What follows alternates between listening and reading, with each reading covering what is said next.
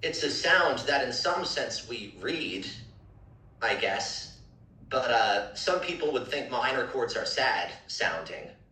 That would be one reading of it. But I'm sure there are some compositions that are full of minor chords that are really happy compositions. And I suppose maybe my statement or this thought that I had in hearing what you're saying is the mutability or the lack of a definite definition for either a word or a sound or a chord. Like a minor chord, it's not necessarily a sad chord. I may be losing my point at the end here. No, that's good. Precisely the point is that a signifier makes sense in the presence of another signifiers. Is it the same, a minor chord, in medieval music, that in romantic music? Is it the same in contemporary music used with, for a moment, associated with a strong percussion and dissonant chords that come in after? Is the context the same? No. The meaning change for each one on every context, but also among them the signifier cannot mean anything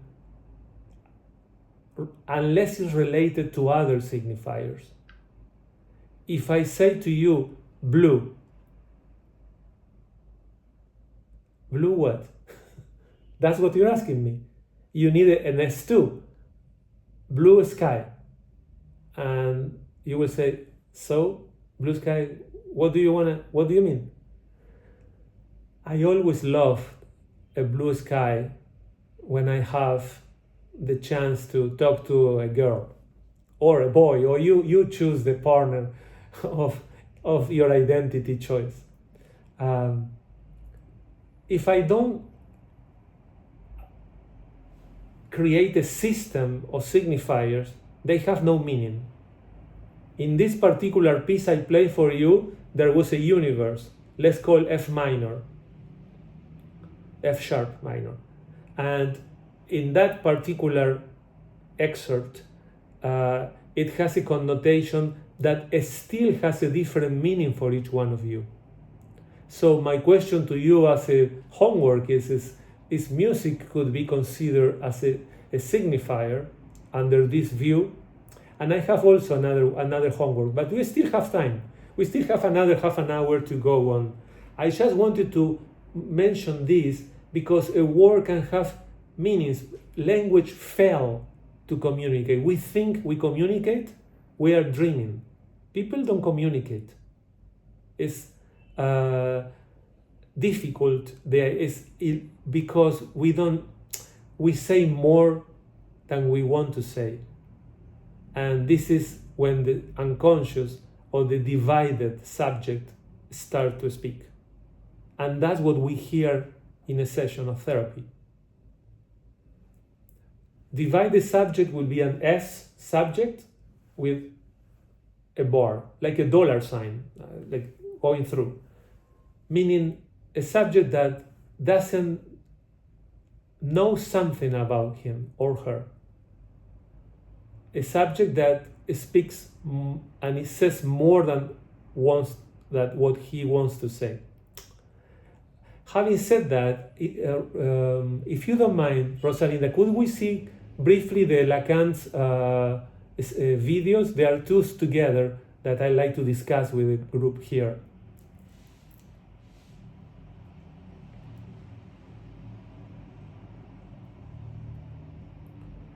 Oh, Rosalind, if we put this only 1 minute 53 seconds, please. Okay? Yes. Thank you, Rosalind.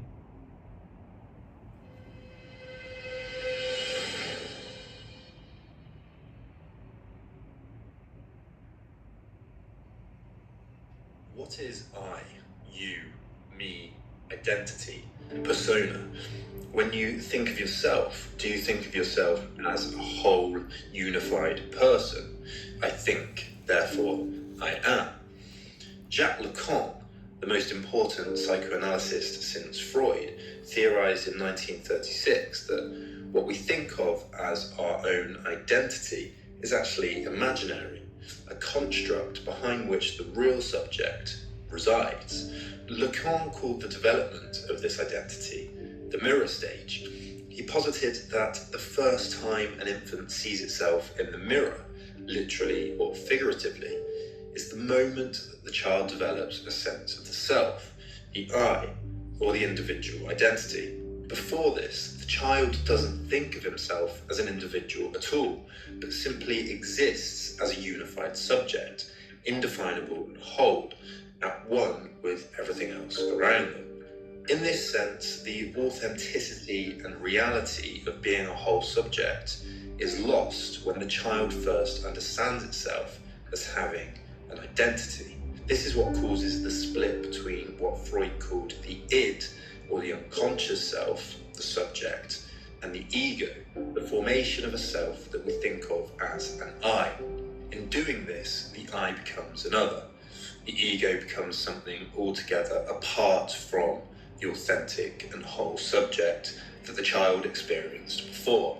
This new idea of ourselves is developed through the use of language, but Lacan insists that it means that we are detached. Thank you, Rosalinda.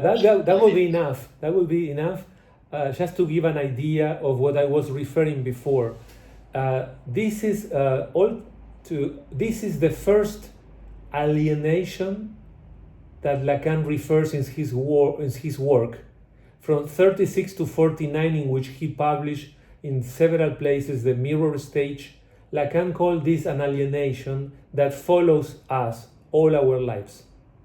We are thought to believe to have an identity that is being told by the other, by the world that inhabits language even before we are born, and that we are what the other says we are. And then starts the conflict of the logical operation of being a subject by alienation and separation. From there, Lacan will go to the second concept of alienation and separation that I didn't start yet. I wanted to share with you the basis of the theory.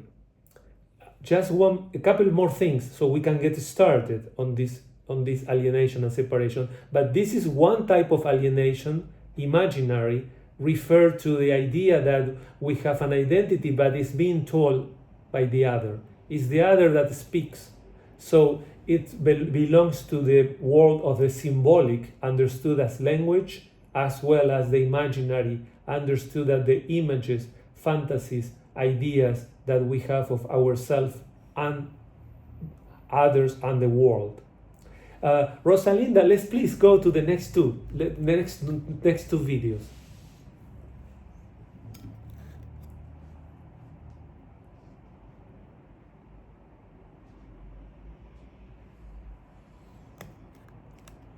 Pourquoi dirais-je autre chose que ce dont il s'agit, justement, dans ce qu'il en est de l'inconscient? À savoir que le langage, ça ne donne jamais, ça ne permet jamais de formuler que des choses que 25 sens, le sujet supposé savoir. Pourquoi dirais-je autre chose que ce dont autre chose que ce...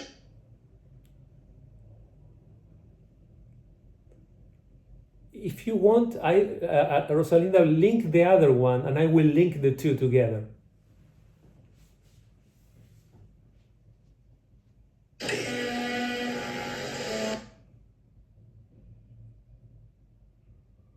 Je dis toujours la vérité. Pas toute. Parce que toute la dire, on n'y arrive pas. La dire toute, c'est impossible matériellement. Ce sont les mots qui manquent. C'est même par cet impossible que la vérité touche au réel. Je dis... That's it. Thank you. So, okay, you heard Lacan right now directly. And On these two small videos, I wanted to share Lacan idea that language fails to allow us to communicate in a precise way because we always have many meanings. Do you know how the patient gets lost in its own discourse? How many times do you experience that as a therapist or ourselves in our own session or supervision? The idea is that we think there is somebody who is the subject supposed to know. This is a sort of incarnation of the other. The big other for Lacan is the language. Let's call that. Let's call it simple, to simplify, language. And the subject supposed to know is what, of course, is what the patient looks for a therapist. It's an illusion. It's what we look when we go to a surgeon. We really want for him to know exactly and to be the best. And when we go to any place in which we attribute something in the other, the question is that the subject supposed to know is an illusion of the child that we keep our lives in sustaining that it could be an other that has no fault. And the difficulties of the neurotic and hysteric, not to mention in psychosis, is that every structure will have a certain type of discourse, and they will conceive the other in a certain way. As far as the second video, the truth can never be told. It's impossible. But now I will answer to the question of it was Matt. Was it you, Matt, or who asked a question? Remember? That might have been me. Yes. Okay.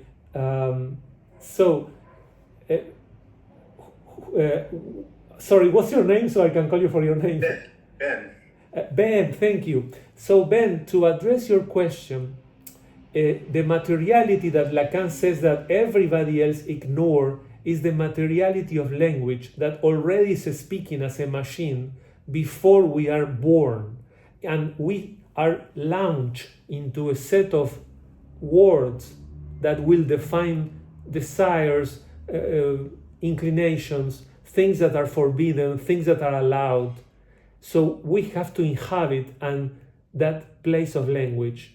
And about the word thinking that confuse you, Lacan presents later in his seminars the proposition that beyond the subject of knowledge represented by science and philosophy, there is a subject of jouissance, the subject that seek for that pleasure and the excess of pleasure that we all experience.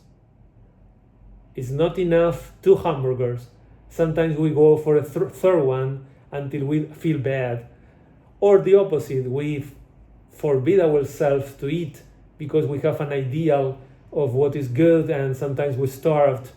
So the notion is that there is a body and a mind that is based on the subject of jouissance, the subject that doesn't think. I will go exactly into that with this example of thinking or not thinking when I start the lecture on alienation and separation. But is it a little more clear, Ben? Yes, thank you. That's great. And I welcome any questions so far, because we are defining all the axes under which the theory and the clinic will be based. And as you know, maybe you already have an intuition, but most of the schools of psychology, they think there are 2 people in a room. For psychoanalysis, there is one. It's the subject of the unconscious. So the discourse of the patient is intertwined like a Moebius band with the discourse of the analyst. There is just to mention some silly. There is in Netflix. There is a series of a girl called Envious. Have you seen that? It's Envious is a girl that wants to be married. She's 40. She's not getting married. She finally gets 2 people. She's in the other one she loves and she gets to laugh and enjoy life, and the other one who assure a position. Let's call the first one Daniel, the second one Pete. And she's on therapy, and she's talking how much she enjoys planning her future with her life and everything she dreamed of, house, travels with Daniel. And she says, at the moment, she says, well, but yes, and I absolutely, that's why I really want to live with Pete. And the analyst said, so you want to choose Pete? And she's saying, no, not at all. I choose Daniel because my life is, what makes sense is that. So in this obvious case of lapsus linguae, that Freud gives account of that a long time before, I'm mentioning how a truth can appear or disappear, and that the intervention, the cut that the analyst proposed to the discourse, it will turn the course, the direction, I mean, of the session. It could mean also the ending of the session. Sometimes Lacan was famous to cut the session shortly in order for the person to really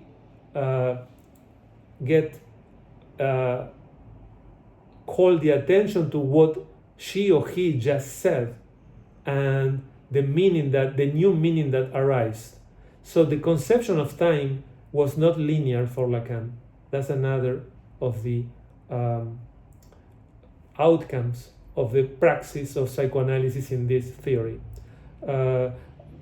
Most of psychoanalysts will still stick to a more or less regular time. I'm just mentioning this as something that was one of Lacan characteristics. At this point, I like to perhaps start with this idea. I just would like to be with you on the same page that a signifier is not a sign. A signifier is the way we work is emptying the meaning. And by emptying the meaning, when we say, what do you mean by that?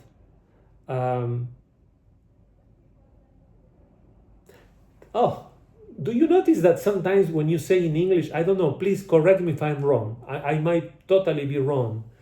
But sometimes when you see in the movies, what do you mean by that? Implies a certain aggressive connotation.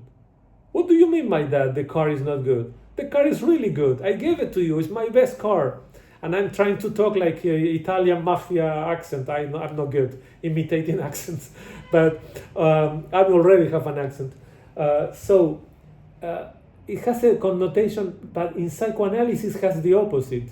We actually, genuinely, actively ask, what do you mean by this?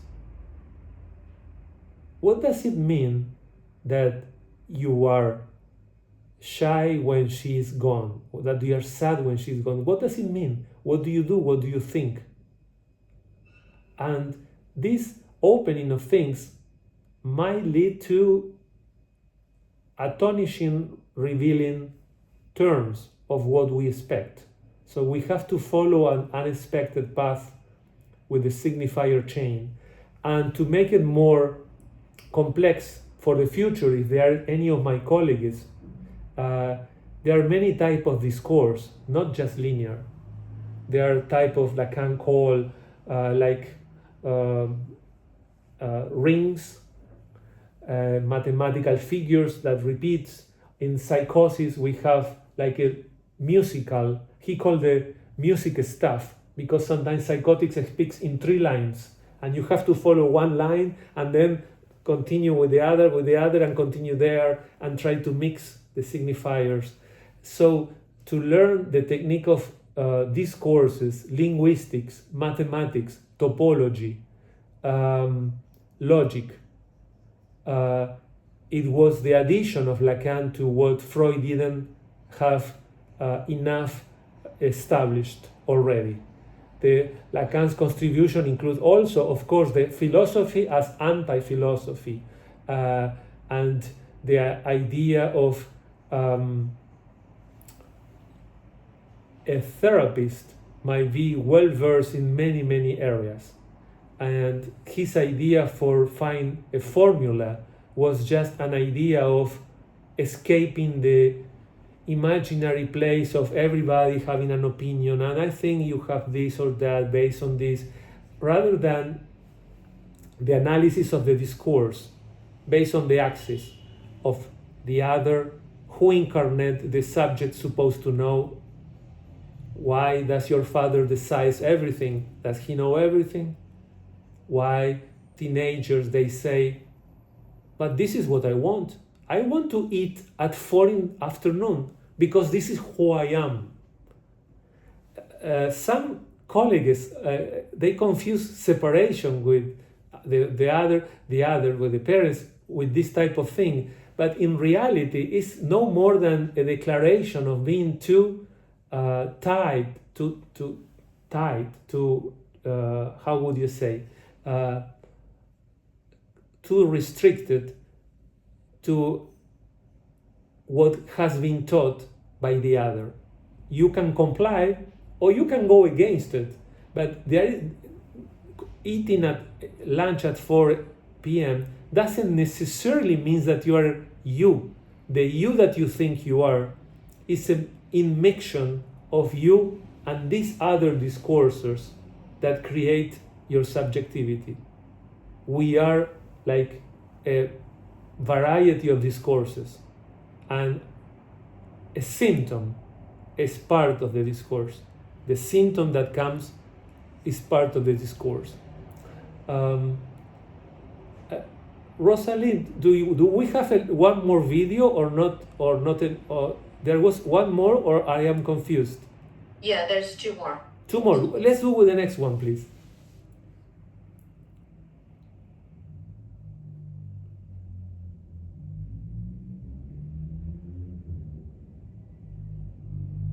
I don't believe in going deep into your inner self. Sorry to be brutal. If you go deep into it, you find deep shit there, I play. Monstrous fantasies and so on. I believe that the only way to overcome yourself is to identify with your mask. My favorite movie here, Rossellini, you should see it, you can get it on YouTube, from 1960, I think, with Vittorio General della Rovere. De Sica plays a poor guy who is caught, it's still occupied Italy, caught by the Nazis, and since he looks exactly like General della Rovere, a big name of resistance, they tell him, we killed della Rovere, but resistance that we have in prison don't know this. So go there, pretend that you are General della Rovere, and people will confide in you, and you will tell us that. You can guess what is the ending. He identifies so much to his role that he is ready to die. He doesn't say anything, and he is shot publicly as General della Rovere. In this sense, I am for good alienation. Who cares about his real self, a poor beggar, and so on? In this complete identification with another, you can find freedom.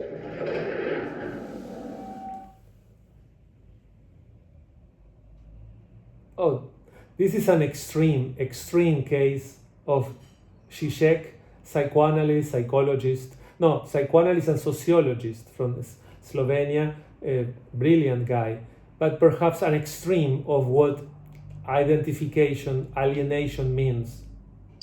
Oh, it's coming one more. Okay. Oh no, but Rosalind, please let's not play this today, please. Rosalind, are you there? No, not this. For today is enough because it's already 7, almost 20, and going to start our topic. I was about to say that this identification alienation, because he's referring to the mirror that you just saw. This guy found meaning to his life by sacrificing it, by going by this supposed to be general and that's supposed to help people in some way, and found meaning. It's a very tragic way that Zizek described, but it goes to the connotation that I wanted to tell you, that will be a core for our course, which is that there is no real self. Identity as we conceive is an imaginary. It's an imaginary because the definition of Lacan is a subject is what a signifier represents for other subject. For example, a subject is what a signifier represents for other signifier. For example, maybe I start this next week. The time is running fast. Can I tell you a quick joke? There are two people from Harvard, two professors. And oh, by the way, just quick, are you okay with this interchanging of videos? I'm trying to make it more palatable, this topic, which is a sort of complexity. Could you tell me, some of you could please tell me if it's okay with that? Or do you find annoying, or do you find distracting, or are the videos an okay way to go? I don't mind the videos. I find they punctuate and give a rhythm to the presentation. Awesome. Just mine. Awesome, John. Anybody else? Yeah, they illustrate what you're trying to say, so that's... Okay, very good. Thank you so much. I'm trying to make it a point of something which is difficult to make it more accessible through different ways. And in that way, you know, Lacan is very obscure writer. He tries to write in the sense that he conceives the unconscious work with connotation of change of signifiers in which there is never one repetition from one person to another. So he writes in a very cryptic way to create new meanings for each one that reads him. And for next week, I will give to Rosalind, and she probably will give it to you, Lacan lecture in Baltimore, 1975, and we should discuss this to have a better grasp of what constitutes alienation and separation for next time. A quick joke on this idea, if you allow me. I'm not a good joke teller, please. I only usually laugh myself only. But I will tell you the joke anyway. There are two famous guys from Harvard and discussing, and they get drunk and they got into a fight. So the guy, they call to the police and they take to the police station. So the guy says, okay, your name, okay, name, address, age, and the police happen to say education. God, you can imagine, the guy started by bachelor in Harvard, master's and doctoral degrees, Princeton, and he continued postdoctoral. The list was like a 20 degrees, 20 different. And then the guy says to the other, and you? Well, I'm his teacher. So the joke I'm trying to make is that not even with that list could we have the slightest idea who this person is. If you said to yourself, who am I? If I tell you that I am a psychoanalyst and a musician, that I'm a cellist, do that cover my existence? I'm also a father, but if I tell you that, would that cover? Can any of you cover your existence or the definition of who you are with words? If I give you 1 day, 2 days, a year? People do psychoanalysis to sometimes get some truth of what they don't know, because there is something they don't know, and we do have a technique as to reveal and tell some truth that comes from the discourse. But nobody knows everything. The whole truth is impossible, materialistically impossible, because of the words are an obstacle for it. Although we touch the real, as you saw in Lacan's video. So, having at this point, I'm going to start by defining alienation and separation, and I will just, next week, I will tell you what separation and alienation are not, because they are terms that belongs to many, many fields. And Lacan had an incredible new notion, new concept for what alienation and separation means, totally different from what philosophy, psychology, biology, sociology has already explained. And I think that, along with the reading of the lecture of Lacan in Baltimore, Rosalinda, if I send you that lecture of Lacan in Baltimore, would you be able to send it to each one of the participants?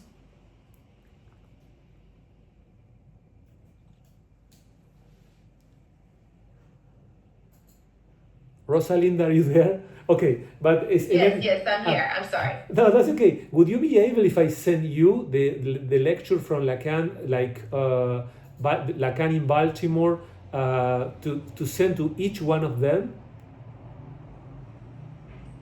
Yes, you can send that to me, and I will email it to everybody. Okay. So how about? Okay, do you want to do right now, or we can? I am sending you, Rosalinda, right now this lecture from 1975. Let's see. And this will be the focus the beginning of conversation for the first part of next time. Here you go, Rosalinda. I send it to you, so you can perhaps in the last minutes send it to everybody. Now, I will read perhaps the first paragraph of my presentation to you on alienation and separation. Is there any questions, though, of what I said? I'm not so sure. I think it's better. Do you have any questions or comments on what was said in this session? Because we established the axis, the conceptual basis of many different areas to define what are we going to do. Somebody has the microphone up. I can listen, but would you like to share some of your impressions in terms of if it was understandable, and if you could agree, disagree, or find already questions, tensions with the school that you probably study, or that you found something of a novelty in what I'm saying? That would be helpful for me to organize next time the topic. Let's talk for a few minutes, if you don't mind, with comment, questions, critics, anything that you might think of. I'm trying to understand the concept of what's going on. I think it'd be helpful to listen to the lecture and see how it differentiates from my studies in psychoanalysis or Jungian work. I think I'm a little confused, but I'm getting it.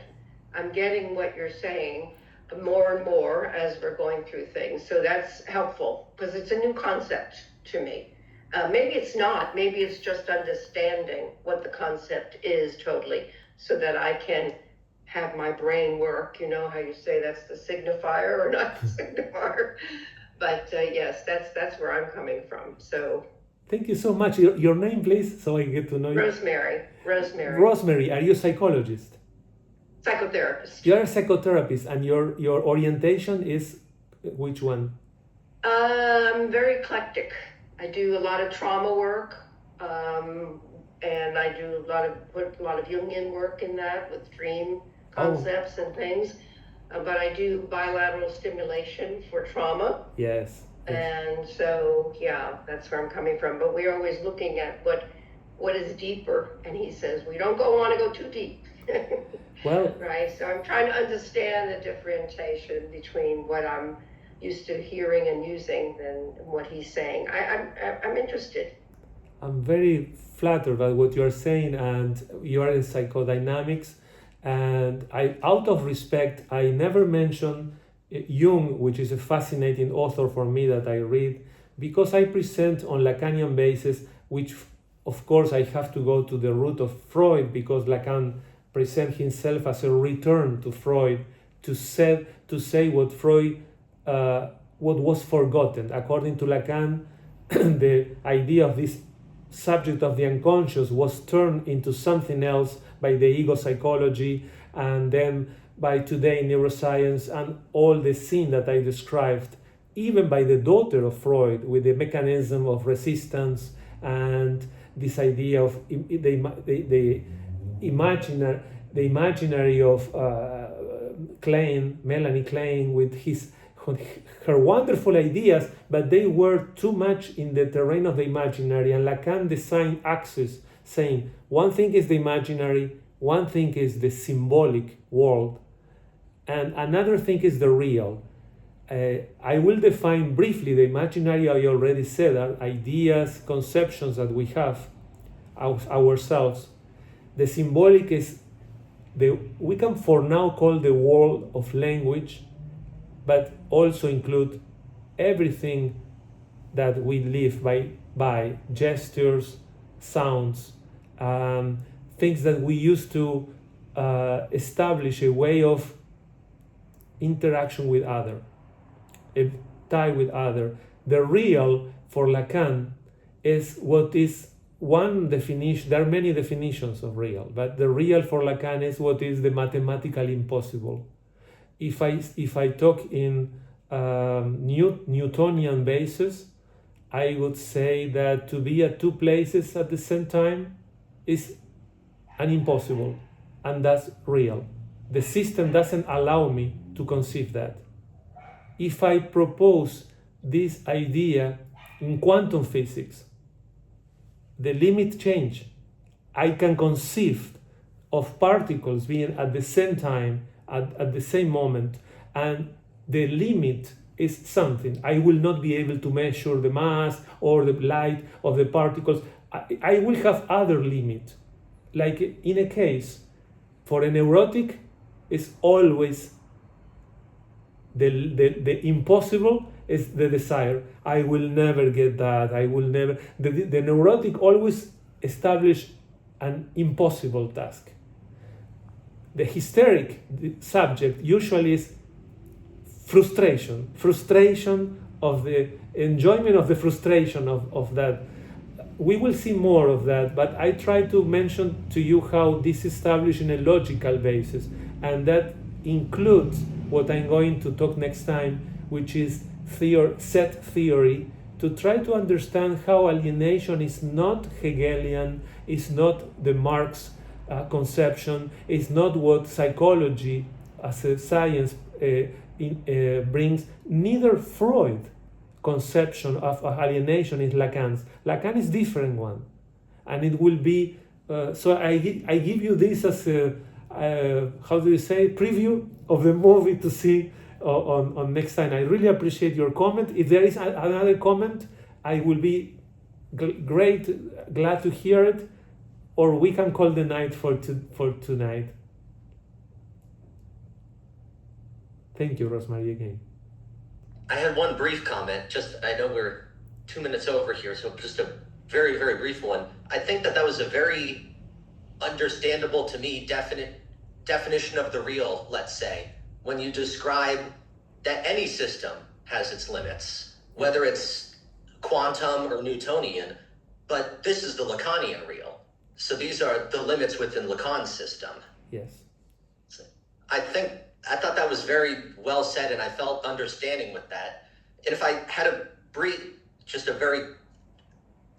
one image that I had as we were talking about these ideas of the self and the mirror stage and signifiers, I was reminded, does anyone remember that movie Catch Me If You Can from the early 2000s?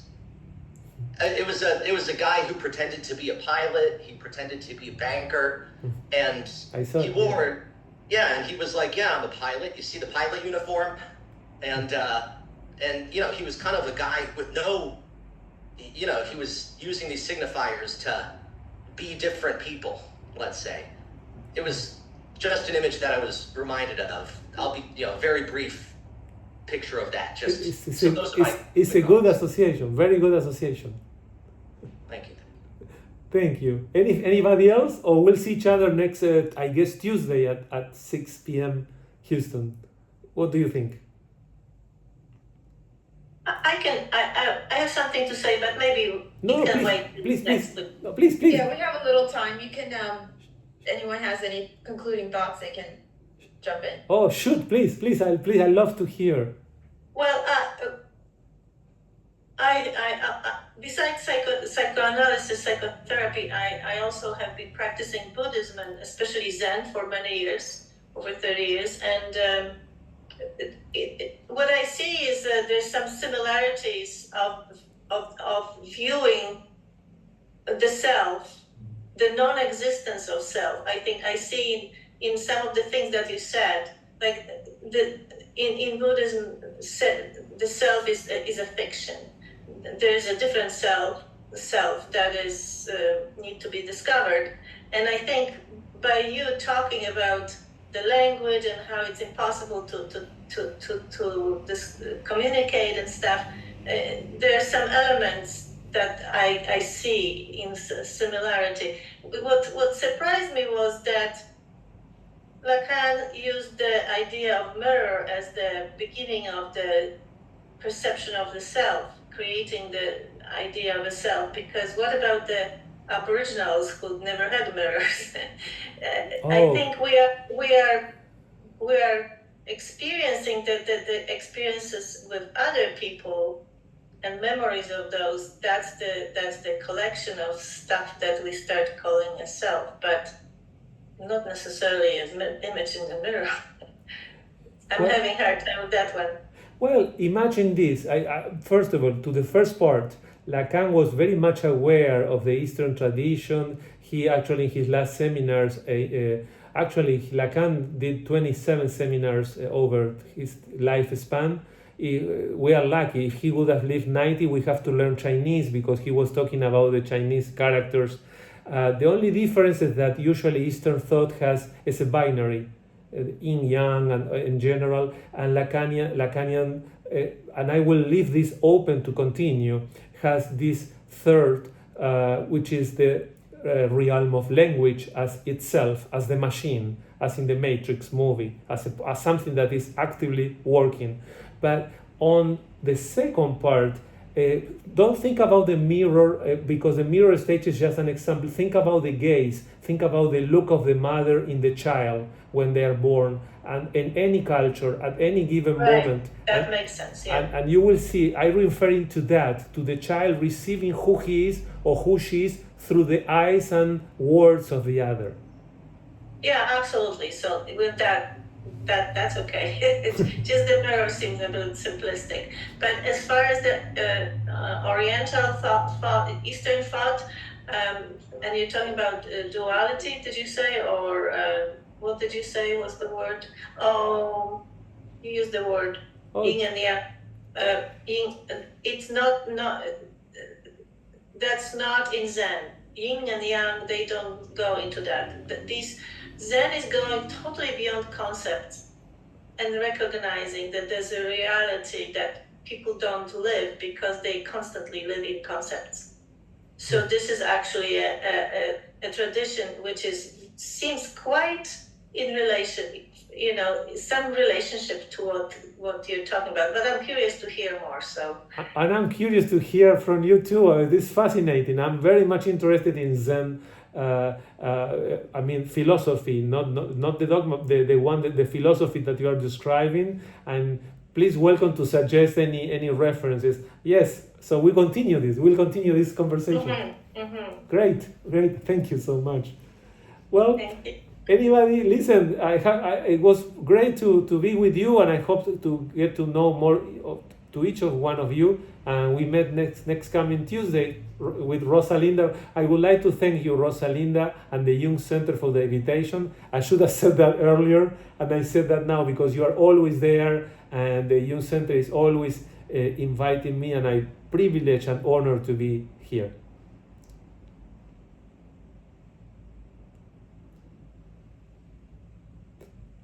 All right. Well, thank you guys. Thank you so much. We look forward to seeing you. You have the handout in your email now, and we'll see you on Tuesday, hopefully. If not, we hope to bring the recordings out to you quickly. Okay. Right. Bye-bye. And get the sign out. Right. Will Will do.